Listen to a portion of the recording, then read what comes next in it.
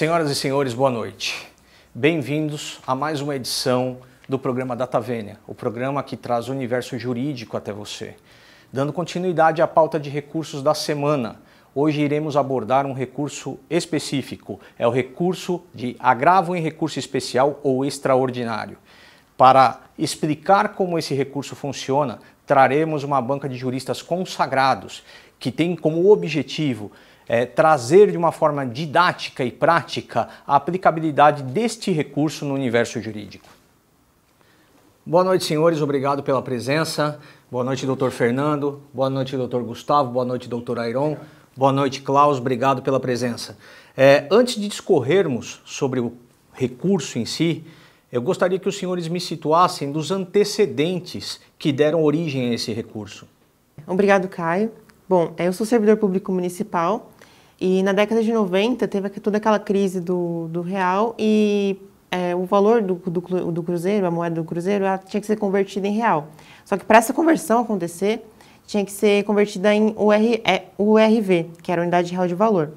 E foi editada por medida provisória e posteriormente por uma outra lei, o modo como tinha que ser feito isso para que fosse aplicado nos proventos, nos salários dos servidores públicos. Só que o município de Rondópolis, Mato Grosso, que eu sou morador, residente lá, editou uma outra lei municipal que tinha um processo totalmente diferente dessa lei federal que estabelecia como que deveria ser feito esse processo. E assim como eu, outros servidores públicos acabaram sendo prejudicados por essa lei, porque o nosso salário acabou decrescendo. E foi um percentual muito grande. Então, eu queria fazer uma observação referente ao que o meu cliente falou, que o percentual que foi retirado, a perda salarial que ele teve foi de 11,98% à época. Na verdade, todos os cidadãos tiveram essa perda salarial.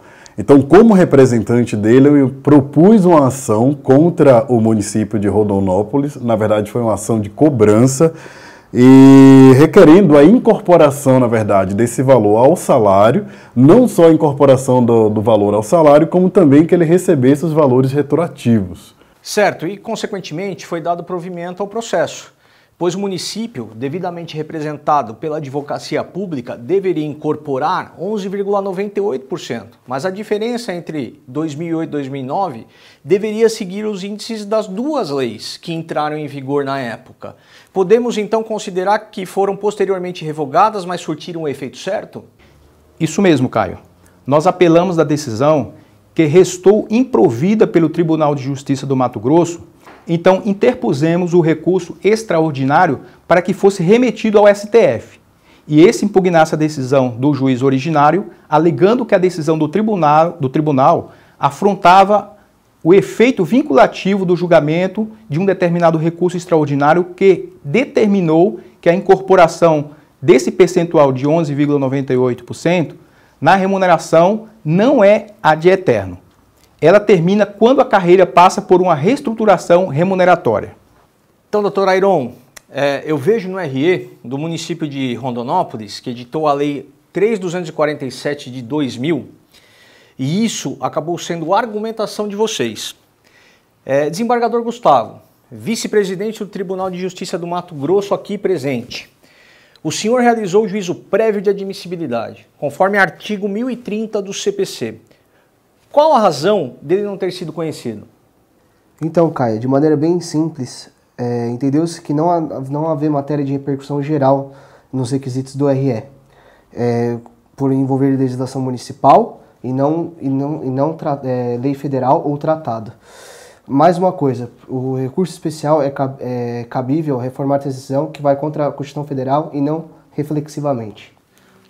Bom, doutor Gustavo, lembrando que a repercussão geral, no caso concreto, se ligaria a questões de relevância social, econômica, jurídica, que transcendem os interesses subjetivos da causa.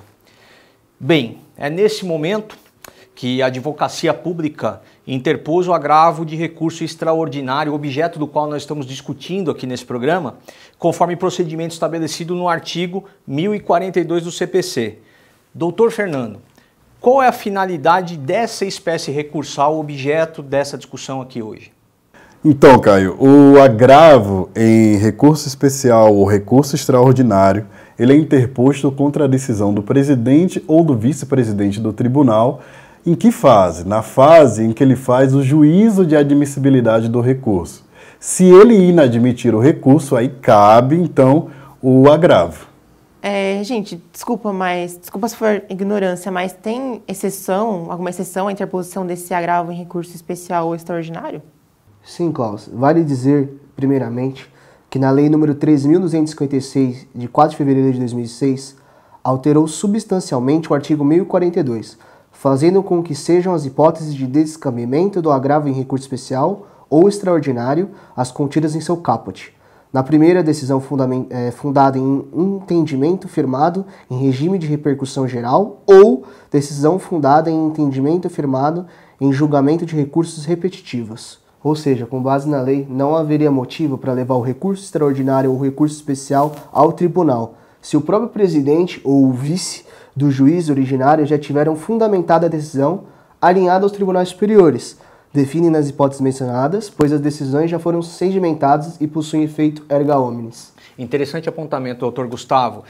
Doutor Ayron, qual procedimento a advocacia pública tomou para a interposição do agravo?